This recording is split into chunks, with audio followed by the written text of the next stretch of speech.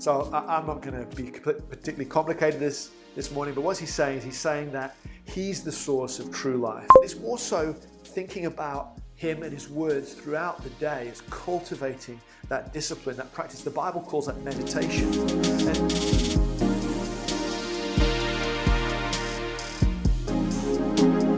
Welcome everybody. Good morning to you, if in fact you're watching this in the morning. So I want to just unpack a little bit, preach from Sunday. I hope you had an opportunity to hear it. Steve tells me it's terrible, but I hope it's actually good. So I want to look a little bit about, Jesus makes this statement. I mean, in Psalm 80, we have this picture of Israel being the vine and being a failed vine, a withered vine, a vine that's been trampled and destroyed. And Jesus says in John 15 that he is the true vine. So he's kind of connecting this idea, this heart cry from Psalm 80 of God, we need a Messiah, we need a rescuer, and not just from circumstance, but from ourselves. And Jesus is saying, hey, I'm the true vine. And so I wanted to think about that a little bit, and I want to read from John 15. And I want to think about the idea of what it means to remain or to abide in this vine, this Jesus. So in John 15, verses 7 to 9, Jesus says this. He says, if you abide in me and my words abide in you, ask whatever you wish and it will be done for you. By this my Father is glorified, that you bear much fruit and prove to be my disciples. As the Father has loved me, so have I loved you. Abide in my love. So I'm not going to be particularly complicated this morning, but what he's saying is he's saying that he's the source of true life, the rescuer, and that you can enter into an ongoing relationship with him, and that you can abide with him, that you can do life with him. And it's really, really cool. But sometimes we go like, okay, but what does that mean? Unfortunately, Jesus has helped define what that abiding, what remaining, what life with him looks like. And it's really two big things. The first thing it is it's remaining in his words. That is to believe specifically that he is who he says he is, that he is who he claimed to be. And it also means for us to saturate ourselves in his teaching. In practice, it means cultivating a methodology of thinking and conversation around what he said and who he is. And maybe that's a particular time in the morning like this time, but it's also thinking about him and his words throughout the day. It's cultivating that discipline, that practice. The Bible calls that meditation.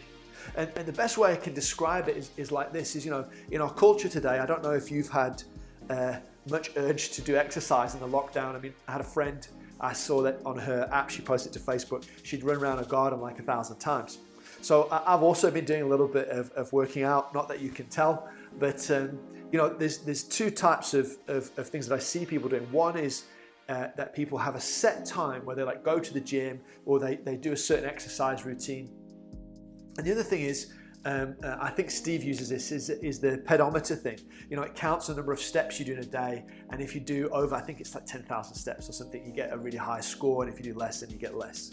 And this is kind of the thought, is like, God's inviting us, I think, practically into having a set time every day. And I think the morning is probably the best time for this, but there's no rules about it. But I think also it's like, there's that extra exercise that comes from the pedometer, which is also really good for us. And that's a kind of a picture of what it means to remain in his words. That's maybe a methodology of maybe how it should look. The second thing is also really, really important, and it's remaining in his love. And how do we know that? Well, he underlines it in verse 9. He says, as the Father has loved me, so have I loved you. Remain in my love. And part of that is thinking, it's remembering, and it's allowing the love of Jesus through the power of the Holy Spirit to touch our lives. And we know Jesus loved us because he entered our broken reality. And my friend put it like this: Jesus got blood in the game. He invites us into a relationship with him, which is the reality of this God who loves us. And that love looks like so many different things, but it's beautiful, and we can trust Jesus. We want to remain in Jesus' love. And I thought about this picture when I was meditating on it. When we spend time with somebody, we can go to the movies with them, for example, or we can spend time and we can go to the restaurant with them. And I kind of thought that Jesus is inviting us more into that kind of restaurant picture.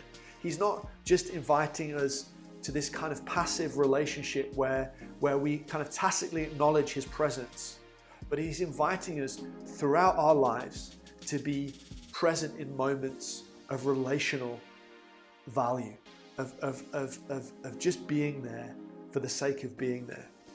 You know, when we go out for dinner, Chris and I, we don't go out with an agenda of things we want to do. We just go out so we can spend time with one another. I'll give you a final example of how this looks. So very often we go to God because we need something, and sometimes that thing that we need is like, maybe we feel like, we need fixing, maybe we feel like we want God to do something for us. But I think about my daughter and her baths. So Ellie Jane is 5, and all 3 of the kids at the moment, they love playing in the garden, and their favorite thing to do is make mud pies. And you can imagine after making mud pies, they are absolutely filthy. But Ellie Jane doesn't go to bath because she's aware that she's really dirty and she needs to get clean. She goes to bath because she loves to bath. She just loves the experience of it. She loves to splash, she loves the bubbles, she loves all of it. But in that process, she gets cleaned. And so what I'm saying is that when it comes to abiding and remaining in his love, we go to him for him. The benefit of being with him, it's like being in that bath. It's like God is making us new. He is pouring out his love in us. In the early 2000s, when I just became a Christian, I read this really good book. It's quite famous. It's by a guy called Rick Warren. And it's called The Purpose-Driven Life. But perhaps a better title for that book might have been this, The Person-Driven Life. Hope you have an amazing day. Lots of love from me. 2 questions for you. First one, kind of a question, kind of a thought.